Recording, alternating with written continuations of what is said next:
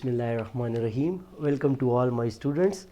आज हम चैप्टर 4 से हमारा सेकंड जो लेक्चर है, लेक्चर नंबर 2। पहले लेक्चर में हमने सेल की इंट्रोडक्शन पढ़ी थी, साथ साथ हमने बायोलॉजी की और लाइफ को अंडरस्टैंड किया था कि व्हाट इज़ लाइफ, और वो रिलेशनशिप भी हमने वहाँ पर पढ़ी थी कि लाइफ और सेल के दरमियान रिलेशनशिप क्या है।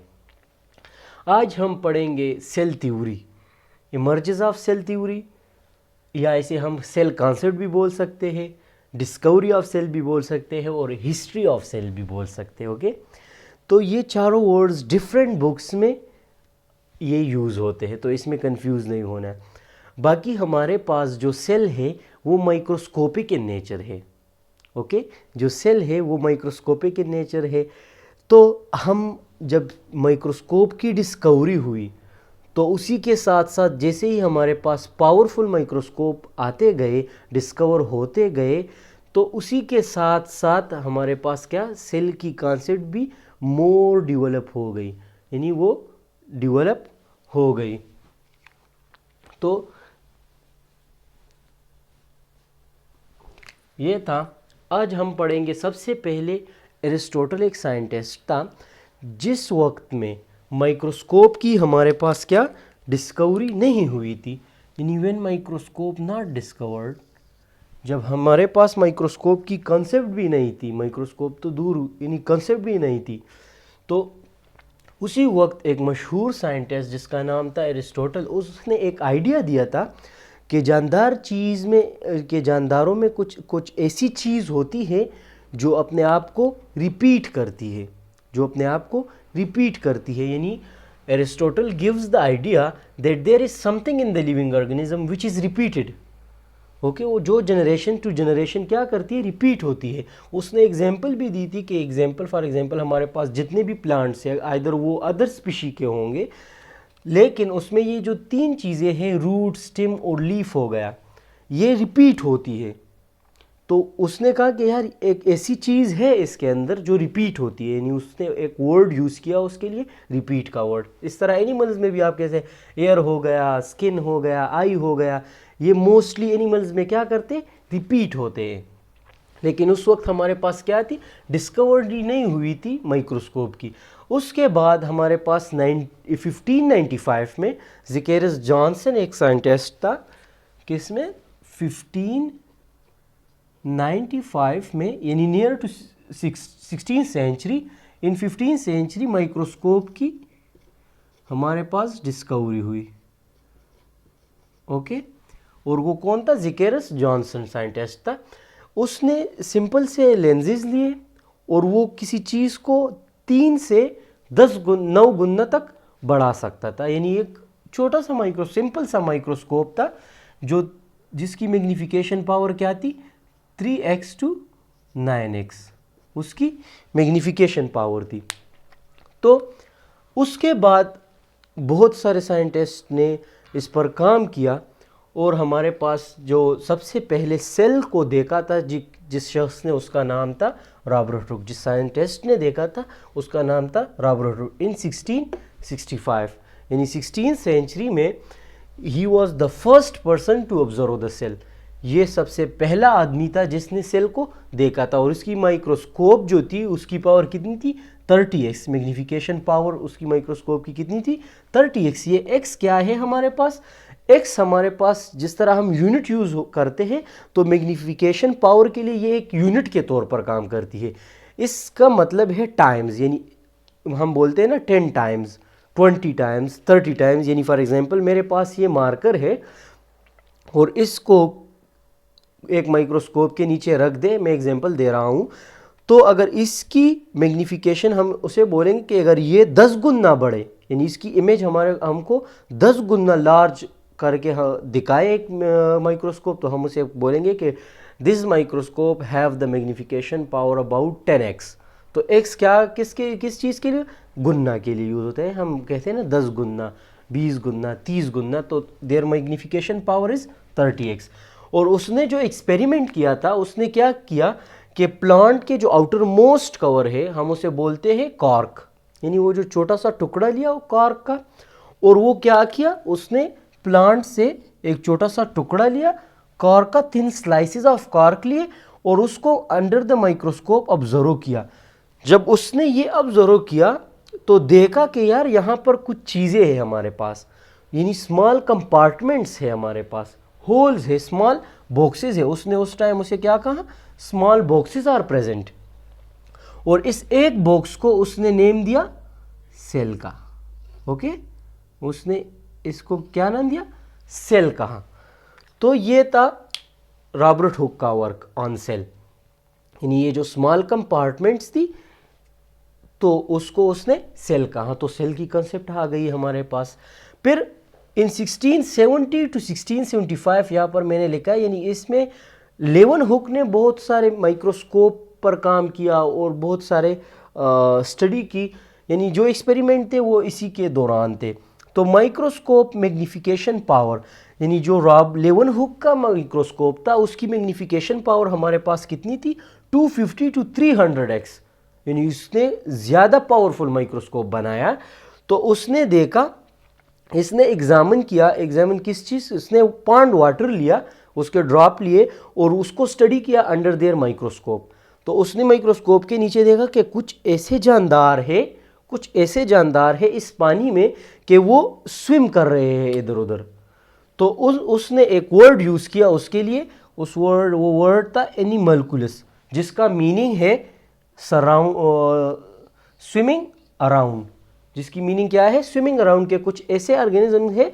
और वो ऑर्गेनिज्म क्या थे, यूनिसेलुलर ऑर्गेनिज्म थे। वो कोई भी अमीबा हो सकता है, पैरामीशियम हो सकता है, क्लेमोडोमोनास, यानी कोई नाम नहीं दिया, लेकिन उसने कहा कि यूनिसेलुलर ऑर्गेनिज्म, यानी he is the first scientist who observe the unicellular organism in pond water.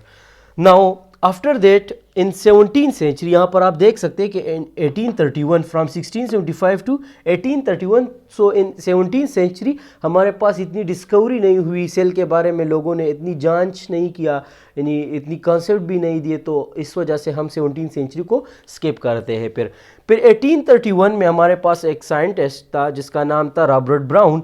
सो वो जब प्लांट टिश्यू को, यानी प्लांट सेल को स्टडी कर रहा था, तो उसने देखा ये जो स्मॉल कंपार्टमेंट थी, अकॉर्डिंग टू रॉबर्ट हुक, जो ये स्मॉल कंपार्टमेंट थी उसके दरमियान में क्या चीज़, उसे एक चीज़ नज़र आई, स्फेरिकल बॉडी नज़र आई, जिसको उसने उस टाइम क्या नाम दिया, न्यूक्लियस। तो हमारे पास रॉबर्ट ब्राउन क्या है, he is describe nucleus in the plant cell, यानी न्यूक्लियस की डिस्कवरी किसने की, रॉबर्ट हुक ने, इन 1831 ने। उसके बाद हमारे पास मैथियस श्लाइडन, ये हमारे पास एक क्या है, बोटनिस्ट था, जिसने क्लेम किया, जिसने कहा कि all plants are made up of cell, यानी जितने भी प्लांट्स हैं हमारे पास वो किस चीज़ से मिलकर बने हैं, सेल से मिलकर बने हुए हैं। और इसी के साथ साथ एक उसका कंट्री मैन था, कंट्री मैन मीन कि एक ही कंट्री से ताल्लुक़ रखते थे, दोनों जर्मन थे। तो ये जर्मन बोटनिस्ट था, और जो दूसरा था थियोडोर श्वान, वो जर्मन ज़ूलॉजिस्ट था। तो उसने भी क्लेम किया कि इसने 1839 में कहा था, और एक साल बाद इसने थियोडोर श्वान ने क्लेम किया कि all animals are made up of cell. So these two countrymen propose that all living organisms are made up of cell, और ये सेल थ्योरी की फर्स्ट पोस्टुलेट भी है।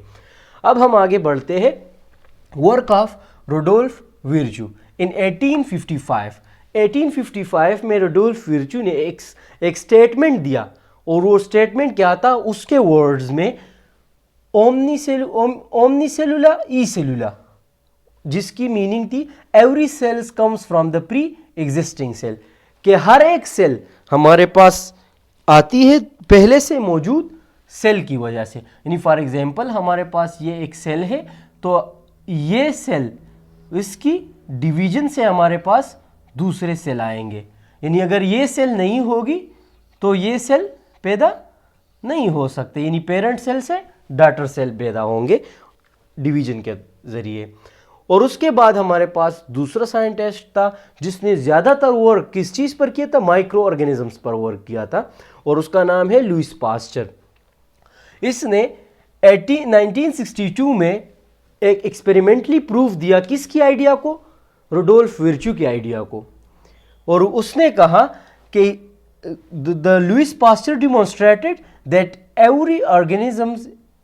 every microorganism mean bacteria could form only from the existing bacteria, कि हर एक bacteria हमारे पास क्या होगी, प्रोड्यूस होंगी, पैदा होंगी पहले से मौजूद बैक्टीरिया से। तो इसने एक एक्सपेरिमेंटली प्रूफ भी दिया किसकी आइडिया को, रुडोल्फ विर्च्यू के आइडिया को। अब हम बढ़ते हैं cell theory okay, cell theory की तरफ। तो जो सेल थ्योरी है हमारे पास, इसमें ज़्यादातर काम किन दो साइंटिस्ट का था, मैथियस श्वान का और ट्वेडर, मैथियस श्लाइडन और ट्वेडर श्वान का था। तो सेल थ्योरी की हमारे पास 3 पोस्टुलेट्स है, और ये इंपॉर्टेंट भी है किस हवाले से, एग्ज़ाम के हवाले से, यानी पेपर में हमेशा ये क्वेश्चन आता है। अगर एक साल स्किप भी हो जाए तो 2-3 साल रेगुलरली आता है। तो सेल थ्योरी हमारे पास सिंपल भी है, 3 पोस्टुलेट से। The first postulate is that all living organisms are made up of cell. Okay, जितने भी हमारे पास ऑर्गेनिजम्स है वो किस चीज से मिलकर बने हैं, सेल से मिलकर बने हैं। और these organisms either may be unicellular और मल्टीसेलुलर, या ये ऑर्गेनिज्म एक सेल से, यानी जो the whole body of an organisms is made up of only one cell and they perform all the activities of their life and they perform all the metabolic process of the life, so that is called unicellular organism. And if the organism body is made up of many cells and perform all the duties, all the activities of their life, so that organism is called multicellular organism. तो वो तो या unicellular organism होंगे या multicellular organism होंगे। Cell is the structure and functional unit of life. और ये जो सेल है, जो स्मॉलेस्ट यूनिट है हमारे पास, ये क्या होगा, स्ट्रक्चरल यूनिट होगा। यानी जो भी चीज़ हम देखेंगे किसी भी ऑर्गेनिज्म में, यानी स्ट्रक्चर हम देखेंगे, स्ट्रक्चर असल में हमारे पास क्या है, anything which we have seen from our naked eyes, with the help of our naked eyes और with the help of microscope. हर वो चीज़ जो हम अपने आम आंख से देख सकते हैं या हम माइक्रोस्कोप की मदद से देख सकते हैं, हम उसे स्ट्रक्चर बोलते हैं। तो लिविंग ऑर्गेनिज्म में हम जो चीज़ भी देखते हैं वो किसके बदौलत होंगे, सेल के बदौलत। और जो फंक्शन वो परफॉर्म करेंगे, जो फंक्शन वो परफॉर्म करें, एनर्जी प्रोडक्शन हो गया, रिस्पायरेशन हो गया, डाइजेशन हो गया, फोटोसिंथेसिस हो गया, वो जो सारे फंक्शंस है वो कौन परफॉर्म करेगा, वो सेल परफॉर्म करेगा। तो इसी चैप्टर में हम इस एक ही पॉइंट को क्या करेंगे, डिटेल में स्टडी करेंगे कि ये स्ट्रक्चर क्यों है और ये स्ट्रक्चर कैसे प्रोवाइड करती है और फंक्शन कैसे करती है सेल। तो इस चैप्टर नंबर 4 में हम सिर्फ इसी के ऊपर बात करेंगे इंशाल्लाह इन आवर नेक्स्ट वीडियोस। और जो थर्ड पोस्टुलेट है हमारे पास वो क्या है, every cells is arises from the pre existing cell. यानी हमारे पास जो सेल भी आएगा, जो सेल भी पैदा होगा, वो पहले से मौजूद सेल से पैदा होगा। तो चैप्टर नंबर 5 सेल साइकिल, वो सारा इसी पोस्टुलेट नंबर 3 पर है कि हमारे पास एक सेल से 2 सेल या 4 सेल कैसे प्रोड्यूस होते हैं, वो प्रोसेस हम डिटेल में पढ़ेंगे। तो आज हमने पढ़ा, रिवाइज कर लेते हैं, इमर्जेंस ऑफ सेल थ्योरी या सेल कॉन्सेप्ट भी हम बोल सकते हैं, डिस्कवरी ऑफ सेल भी बोल सकते हैं या सेल हिस्ट्री भी बोल सकते हैं। उसके बाद हमने एरिस्टोटल की कुछ आइडिया, रिपीटेड वर्ड उसने यूज़ किया था। और उसके बाद रॉबर्ट हुक इन 1665 में उसने एक्सपेरिमेंट की थी और उसने वो the first scientist who observe the cell. फिर उसके बाद लेवन हुक था, फिर रॉबर्ट ब्राउन को हमने पढ़ा, फिर मैथियस श्लाइडन, इसी तरह Theodor Schwann, Rudolf Virchow, Louis Pasteur और then 3 postulates of the cell theory. तो ये आज का हमारा लेक्चर था और आई होप आपको समझ आया होगा। इंशाल्लाह see you in the next video. अल्लाह हाफिज़।